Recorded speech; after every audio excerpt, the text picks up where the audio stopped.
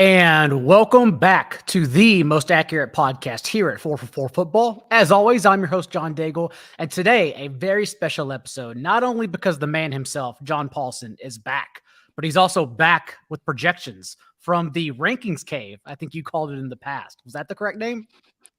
That's the correct name, the Rankings Cave. I kind of go into it for a week or two and try not to pay attention to much else to get these rankings out for our subscribers. Well, they are out now, and include drop downs for underdog best ball tournaments, drop downs for FFPC and drafters, all the big top heavy payout best ball tournaments that everyone's playing right now, including PPR, half PPR, customizable settings, a top 200 that we're also working on to potentially hand aggregate in the very, very near future for those drafting along with those scoring settings. So much already happening behind the site. And it's big because today we're going to talk about your outliers. We're not going to give all of it away, Paulsen, but we're going to tease a lot of things here because there are some interesting names when I was doing my first sift through that stood out. And what makes it so fun is that you have always finished these up a couple weeks post-draft around this time so they can steer all of our conversations ahead of redraft season. But with the way the industry works now, they also guide our discussions and our decisions on ADP at the moment, because you make live adjustments all the time as well. Anything that stood out to you this year as you were going through this weeks long process and trying to churn out all the positional rankings for everyone? Well, it's interesting. When I first started doing this, there would typically not be drafting happening before I start. And now it might be happening a month and a half or 2 months before.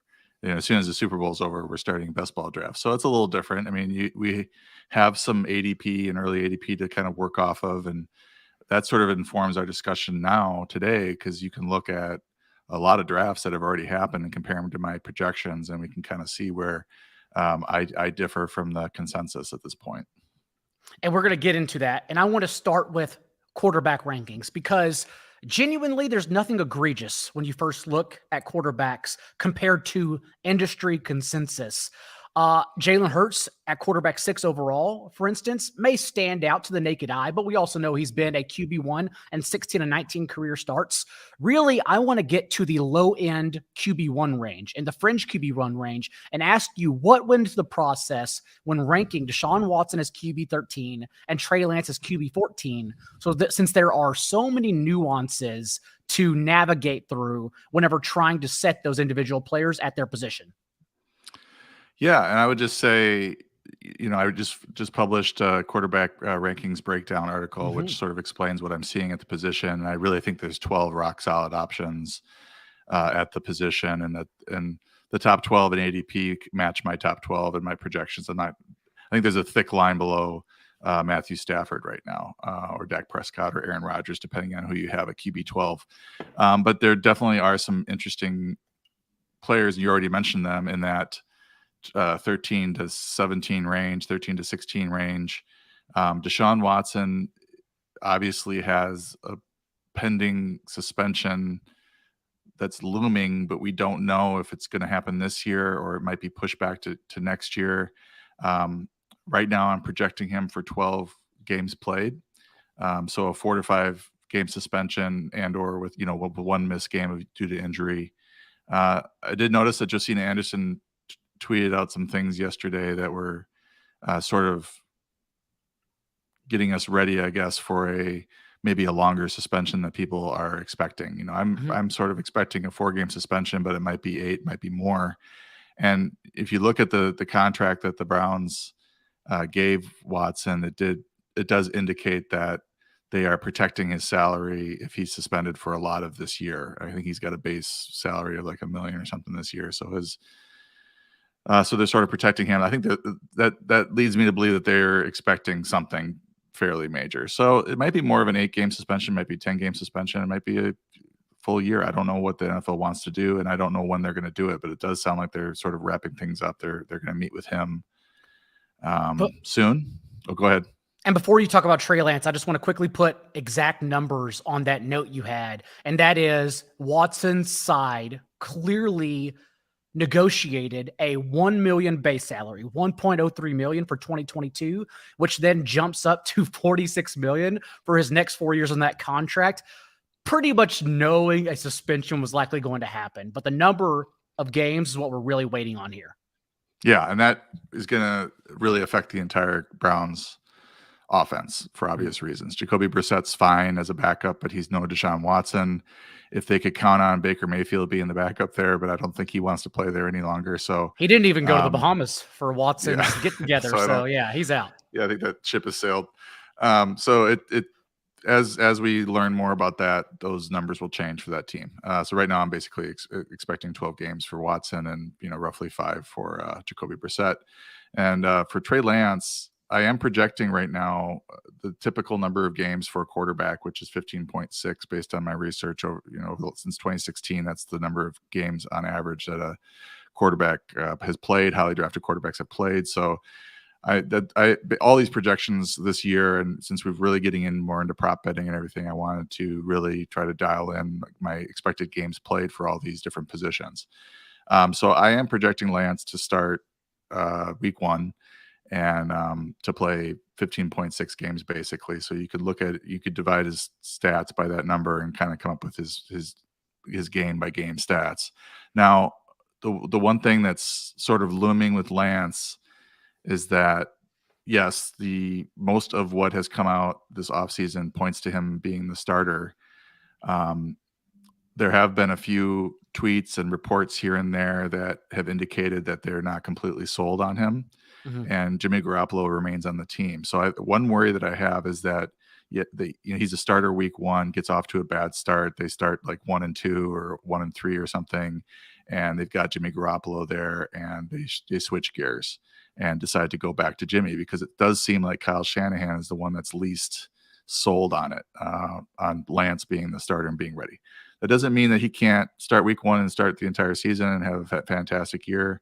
When you look at what I've got him projected for, it's a 7.0 yards per attempt. And I think that's really conservative in that offense. Typically that offense is over 8 yards per attempt. And I do think that if we get into this summer and everything's pointing to Lance starting week 1, then he's going to be ticking up the projections here and probably pushing Matthew Stafford for that 12 spot or even a little bit higher. He's just an unknown compared to everybody else that's in the top 12. So that's where I'm at with Trey Lance right now. And I would like to think I had a hand in nudging you. Like in years past, it made sense to hedge and play it safe. And perhaps in redraft leagues, it still does, since that happens so late into what we consider a drafting season now. But now, with like best ball tournaments and early ADP happening, it is important to take a stand, whether we be right or wrong. That way we get massively ahead of ADP, or we stay behind and we play it correctly. So it's possible we're wrong, but I do think it's important just to go ahead and draw a line in the sand and say, this is what we believe Trey Lance is. And you have done that. So good job. I like that. But I would just add that, we did talk about it, and I think I had Lance lower in my, never too early rankings. Mm-hmm. And the pushback that I got was, well, where are these reports coming from that are negative? So I started to read more into who was saying negative stuff and who was saying positive stuff, and started to weigh the positive stuff more, but because it did seem like it was coming more directly from the team or the team's beat writers, whereas the negative stuff was coming from the national writers or, second or third hand. So I think that's one reason why I dug into it, because you were like, well, why is Lance at, 20 or wherever I had him? Well, then I started to research where this stuff was coming from and maybe weighing the team reports and the beat writer reports a little more heavily. Look at that. I'm already paying dividends for the company. Unless Lance doesn't start, then forget I said anything.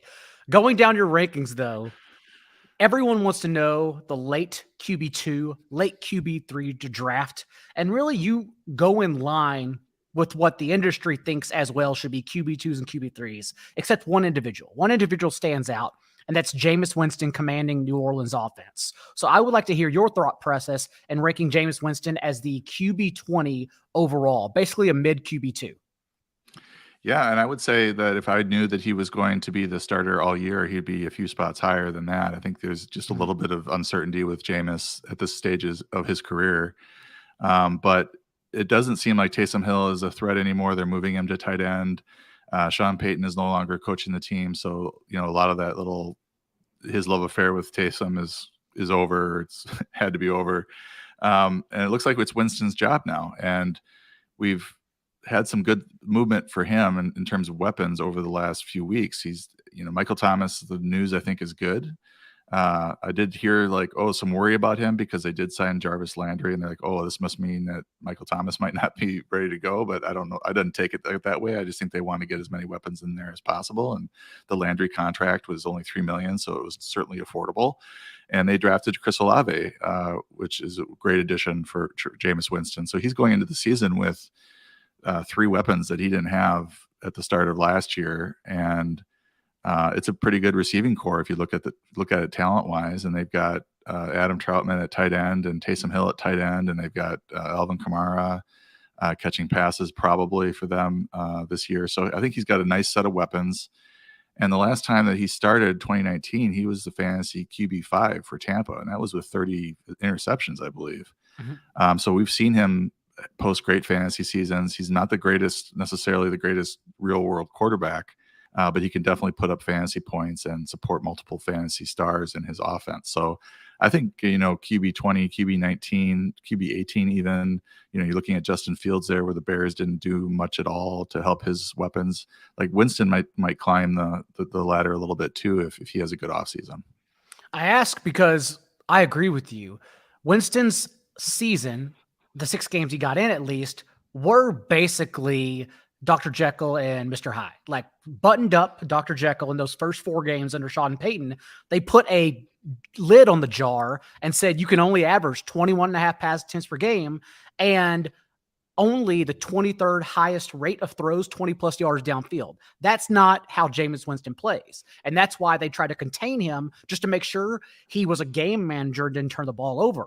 Then you look over his last 2 starts prior to injury, jumped up literally 11 more attempts per game, 32.5 with 14 total carries and the 3rd highest rate of throws 20 plus yards downfield in the entire league. And with Sean Payton out of the way, I do wonder, is Dennis Allen leading towards that latter version that can open up the offense for better or worse? And if that's the case for fantasy, at least his ceiling is immensely more high, as you mentioned, even more than your QB 20 ranking. And so that's why I do like being higher than Jameis Winston, who you can get at QB 26 right now. So overall, I agree. I'm very high on Jameis Winston as well. Yeah, I would just add that, in that first span, he had the number 17 per game average, 17.9 points per game. And that was only averaging 25.2 passes over that entire span. So you broke it down though, at the start, they were really conservative with him. I think he had the 5 touchdowns against the Packers in week 1. And then towards the end of his season, which ended up being week 7 or week 8, they did start to take the lid off a little bit, and it looked like they were starting to trust him. So, if Pete Carmichael, I think he's going to be calling the plays. If he trusts Winston more than Peyton did, or if they came to the conclusion that this guy can be the quarterback and we need to trust him to throw the ball 30 to 35 times a game, then he certainly has a ceiling that's higher than QB whatever he's going right now.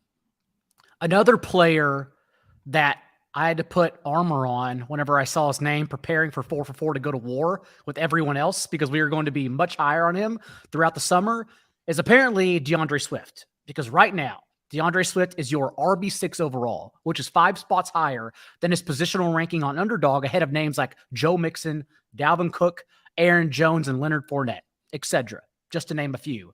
And so how did you get there with the projections on Deandre Swift? Well, he had an injury kind of plague season last year. I guess that's a little bit of a concern with him, but I think he's really talented. Obviously catches the ball really well, and that's money in fantasy leagues. You want guys that can rack up points through the air. He averaged 19 touches though for 98 yards, 0.6 touchdowns from week 1 to week 11 before he came back. So I think his per game numbers are kind of depressed a little bit because he came back late in the year and didn't do a whole lot in those final few games. But when he was healthy at the start of the year, he was basically a bell cow for that team, and he was, catching a ton of passes. So I just basically like him. I think the Lions offense should be improved here with some, added receiving weapons. And I don't think that these receiving weapons are necessarily going to impact him negatively because of the types of catches that he gets. And he's basically the center point of that offense when he's healthy. And I think, you're looking at those other guys that you're talking about, I do think he's clearly after the top 5 in my rankings. But, Joe Mixon's really solid. Doesn't catch a ton of passes consistently. I think Aaron Jones is going to have a great year. I've got him 5 spots ahead of consensus as well. You just look at what he has done without Javonte Adams in the lineup, and you're probably going to see a lot of Jones and AJ Dillon on the field together this year, more so than last year. But you go down the list here, and you're starting to get into some running backs that aren't necessarily the bell cows for the team, and I think that Mixon or that Swift is. What makes Swift interesting for me as well is that, remember, last year until their week 9 bye, Anthony Lynn called plays for them. They went 0-8 and they removed him. But in those 8 games, they had the league's 21st highest run play rate when they were trailing. And that logically makes sense. They were throwing the ball more when they were trailing. That's what offenses should do. But when they returned from their bye to close out the year under Dan Campbell, who wants to establish his identity no matter what, they had the 5th highest run play rate in the league when trailing. So if we think they are not only going to be perhaps competitive against a softer schedule, they did draw the league's 2nd easiest schedule based solely on Vegas season win totals. And then also, whether or not that happens, we still think they're bad and they run the ball if they're not competitive, because that's what Dan Campbell did last year. All these things do equate to Swift being not properly valued at this time, since if he's healthy, we expect him to get the ball a lot. So I agree with you. It still shocked me when I saw RB6 overall. I had to wrap my head around it and start configuring some new things on my end. But I do like standing out on a talented player like him. On the opposite end of that spectrum, though, your projections have Javonte Williams and Alvin Kamara bunched together as the RB17 and RB18, a full 7 and 9 spot difference between what their underdog rankings are. I'm assuming it's because we still have the looming suspension potentially with Kamara. And then, of course, Melvin Gordon being re-signed in Denver with Javonte. But what are the reasons for them being lower than consensus? Yeah, you're right about Javonte. I mean, it's Melvin Gordon signing. I don't think ADP is really caught up to that. But maybe drafters are that optimistic about Javonte that they could still draft him as a low-end RB1, even though Melvin Gordon is back. My assumption is when this sort of stuff happens and Melvin Gordon's re-signed, that we're going to see pretty much the same split that we saw last year. Now we have a new coaching regime in there, and they, Nathaniel Hackett might treat the whole thing separately, in a different way, but he approved it, or he went along with bringing Melvin Gordon back. So, and I don't think Gordon's just a guy that's just going to, be a backup at this point. So he still ran the ball pretty effectively last year. And I do project Javonte for more touches, a couple more touches per game than he had last year. So I do think he'll maybe take the lead in that committee, but it's still a pretty even split for me. And then for Kamara, it's this legal situation that is looming. I don't know if you've been following it, but it's not particularly pretty. I guess there's a video that is out there, and we don't know if it's going to be leaked before the season starts. And if it does, it might embarrass the NFL, and they might have to act prior to the season. Now, he had a hearing that was pushed back from late April to August 1st, which is good news for his redraft value, because this whole legal situation might be pushed into the season, and then he doesn't get suspended until 2023 if he gets suspended at all. But apparently, he's on video reportedly kicking and punching somebody that's down on the ground. So that's what the rumor is. I don't know if it's true, but this smells bad. So I tend to be conservative in these situations. With running backs especially, you also have the possibility of a long-term injury, multi-game injury. So I don't feel pressured to rank somebody that's got this looming legal situation really, really high, because there's also a chance that I might back into his numbers being correct because he goes down with a 4-game injury or something like that. So for Kamara, it's just, buyer beware. I'm not actively trying to draft him right now. But the news was a little bit better after April, getting that hearing pushed back to August. I just think I'm bracing personally for this video to get released and leaked or whatever, and have something come down after that. And if that is the case, remember, Mark Ingram, literally every touch workhorse whenever Kamara missed last season, it would be the case again.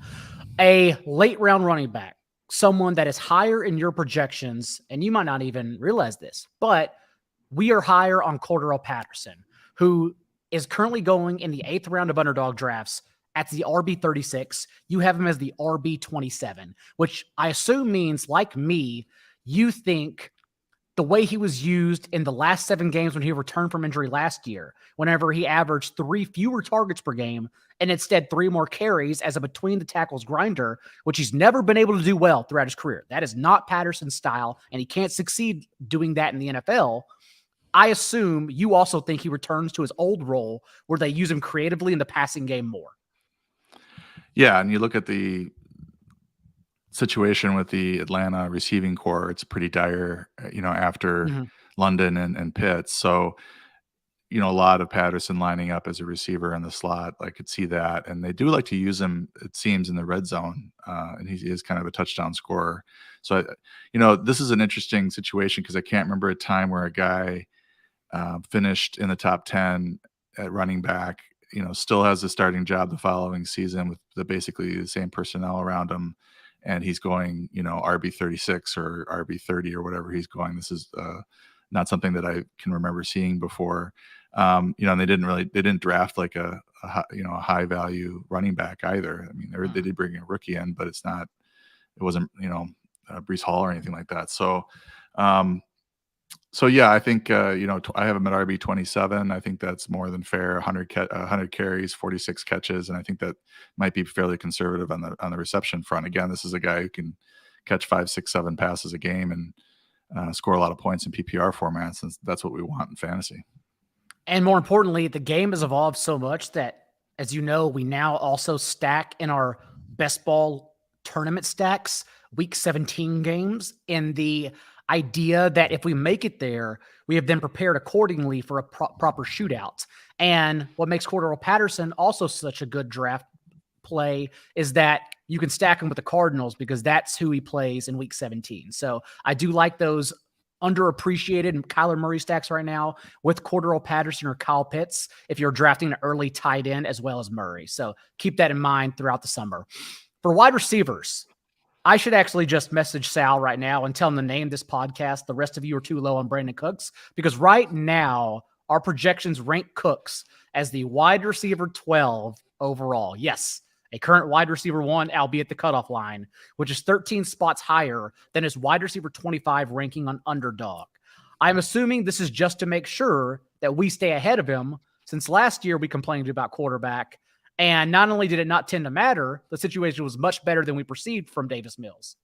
Yes, Davis Mills was I think he was better than we expected. And I think he's still better than what people think of him from last year after actually reviewing him. I think he was actually pretty solid.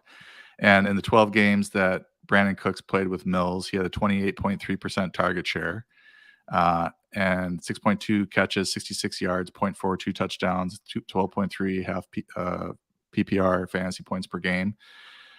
And they didn't add a lot at receiver. I mean, we're in the same situation we were last year. The Texans are probably going to struggle and have to throw the ball a lot late. So he's going to be a garbage time hero for you. And when I'll be completely honest, when I first ran the initial set of predictions, he was coming in at wide receiver 9. I had to move him down a little bit to make it a little bit more comfortable for me. But I'm using his target shares and everything from when he played with Mills last year. And this is what it came to. And he's been a guy that whenever he's gotten the usage, he's been productive. He's a proven player, albeit on a bad team. And then you look at the guys. This is one thing I always do when people say, well, so-and-so's high in your rankings. If you look at the guys below him, there's some question marks there. I mean, Keenan Allen's great, but he's kind of, past the peak of his career. He's got Mike Williams kind of nipping at his heels. AJ Brown just changed teams. Michael Pittman's dealing with a new quarterback. DJ Moore doesn't have a quarterback. Jalen Waddle has, Tyreek Hill entering the fray. So, I mean, you have a lot of things happening with this group. And I think that Brandon Cooks is a pretty safe bet here. Also, the fact that there was no impactful change among Houston's offense. So we expect Cooks' opportunity to stay the exact same. The only receivers they lost that had any amount of targets were Danny Amendola, Anthony Miller, and Andre Roberts. And I bet a lot of people listening don't even recall any of those players playing for Texans. So we expect Cooks to drop right back down to the same opportunity. But as opposed to last year, we are not going to be behind him this year. I also want to talk about a few more stagnant wide receiver situations. That's because you have now put out your projections for the Seahawks wide receivers, a common topic on this show. And what you did was move DK Metcalf down, according to the projections, 14 spots lower than his current ADP on Underdog. And what that does is still make him the wide receiver 27 over Tyler Lockett, but Lockett's wide receiver 30. And so you basically bunch them up much closer than how everyone is treating the situation on Underdog right now. Yeah, I think I tweeted something out to the effect that, Metcalf is wide receiver 19, Lockett is 42 ADP wise. They finished 10th and 19th respectively, if you look at just through week 17. But if you add week 18 in, it was wide receiver 12, wide receiver 13 respectively. So, Lockett was just one spot. I think he had the big, week 18 game, which didn't help fantasy owners, but still counts, towards the stats. I just think that these guys are closer than they are in ADP. And I don't know why there's a 23 spot difference between the two. Lockett is also someone, if they decide to trade, probably has his value increase because he's more likely to go to a wide receiver needy team with a better quarterback than Drew Lock. So there's that looming as well. So I just look at the Seattle team and it's not pretty. I think the one piece in the passing game that I'm sort of interested in is Noah Fant because he's going tight end 20 and he's already got a history with Lock of posting low end tight end 1 numbers with Lock. So he's like the one guy's like at cost and then I think Lockett too is a decent play at cost. But Metcalf to me, fantastic player, super talented, big athletic dude, amazing. But Lockett always seems to eat into his numbers or maybe outscore him, or it's more, 1A, 1B than this 1-2 situation that we're seeing in ADP. Lockett always tends to pop up for a couple league winning weeks, which is very important when building your roster for players that can actually win your week for you at that ADP. That's why right now I still play a lot of 6-team best ball leagues because that's where I get my ROI from all the money I'm basically burning on $1 million tournaments. And the fact you can make Lockett your wide receiver 8 literally in those leagues is tremendous because basically you're not counting on using them. And when you do use them, I'm sure it's going to be a top 12 week. So I still love having Lockett in the right settings. Speaking of Lock though, let's quickly move over to Broncos wide receivers because you have Cortland Sutton 16 spots lower than his current ADP as your wide receiver 36 and thus a low-end wide receiver 3 for fantasy. I still want to believe. I may fight back on our projections personally. You don't have to come along since you created them. But I still want to believe in Cortland Sutton, if only because I still think his performance and his production was based solely on the fact he was playing with Drew Lock, who consistently throws the ball at a league-high rate like last year, 20-plus yards deep. But it doesn't matter. It's not something Lock should be doing since he still remains always bottom 10 in completion rate on those throws. And the fact that outside of the first game they played together, the other 9 career starts Sutton played with Lock didn't finish inside the top 38 wide receivers at any point in those games because he had an inaccurate quarterback. But now you have a quarterback who excels when throwing deep. And I want to bet on that and bet on a talent like Cortland Sutton personally. So what went through your mind when you were parsing through ranking and projecting Jerry, Judy, and Cortland Sutton? This is a tough one because Tim Patrick has been the thorn in the side there. And I don't know if that's going to continue or, if it's going to get more towards, the Seattle model where Russell Wilson basically threw to his 2 receivers and then just a little bit to other people. Now, if that's the case, then Jerry Judy and Cortland Sutton should be ranked higher if you think that's going to happen. But Tim Patrick has, outplayed them at times and spells. And even when, Sutton was, I thought this actually might be more of a Jerry Judy question, but it's more of a Sutton question. But when Sutton was out in 2020, Judy had a pretty good year, 52 catches, 856 yards, 3 touchdowns, but that's nothing to write home about. I mean, I've been watching him, Judy go like wide receiver 17 in ADP at underdog all offseason. And to me, or once the Russell Wilson trade happened, and that to me is just way too high. Really good player, good route runner. And then as for Sutton, the two of them have not been able to coexist and both be fantasy productive that we've seen. Now, it doesn't mean they can't. It doesn't mean that Russell Wilson can't make it all happen. But you've got Albert O, you've got Tim Patrick, you got KJ Hamler. There's some competition here. And we just really don't know what this offense is going to look like unless we decide we're going to apply Nathaniel Hackett and the Green Bay format to Russell Wilson at quarterback. And I think there's upside from where I've got them ranked, but I want to hear some positive camp reports. Oh, Wilson's got this great rapport with Sutton. Patrick doesn't look good.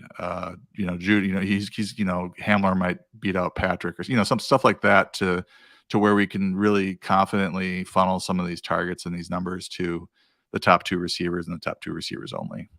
What's annoying too is that we know they're going to be a good offense, but we have to still parse them correctly. What's fun though right now about Underdog is that Russell Wilson is the only one really you have to draft early. And Javonte Williams, you want to go that route. But honestly, since Sutton's dipping, since Albert O is surprisingly dipping, I honestly thought that everyone would be much higher on him. But I guess the addition of Greg Dulcich, which I don't care about, apparently is affecting everyone's opinion. So you can get these two players and a double stack with Russ quite easily right now. And that's what I like doing just for ADP dips.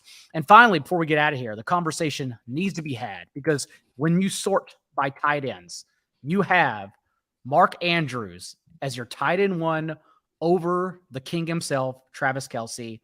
The floor is yours. Well, Andrews did finish tight end one last year. That's true.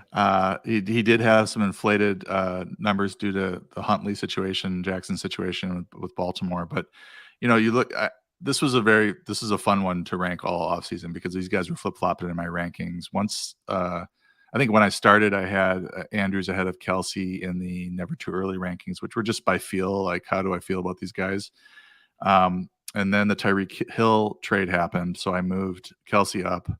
Because, obviously Hill being gone is going to cause, Kelsey to see some more red zone targets and to have a higher floor week to week because he doesn't have Hill to rely on. And then Marquise Brown gets traded. And so now we're down to really not even two proven pass catchers, one proven pass catcher in Baltimore. I like Rashad Bateman a lot, but he's not proven. So you've got Mark Andrews, you got Rashad Bateman in Baltimore. And then in Kansas City, they added Valdez-Scantling, Juju Smith-Schuster. They drafted Sky Moore. They've got McCole Hardman still.